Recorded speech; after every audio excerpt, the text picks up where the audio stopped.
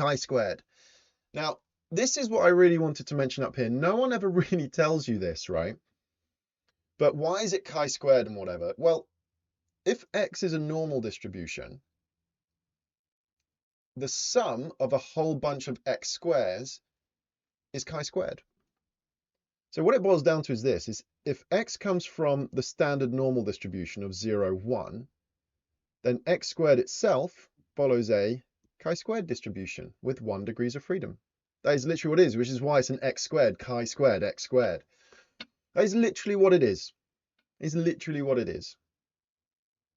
What we use it for is basically this is the sum of observed minus expected values. So if we are comparing values,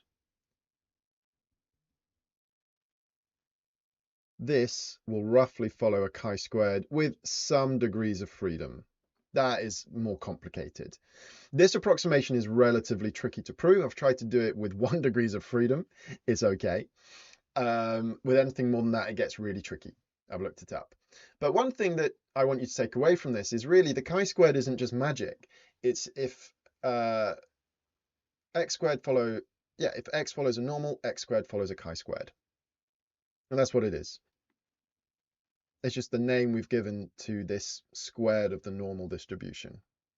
Now, where we're going to use it is when we want to compare stuff. So we want to compare values that we obtained versus values that we hoped for.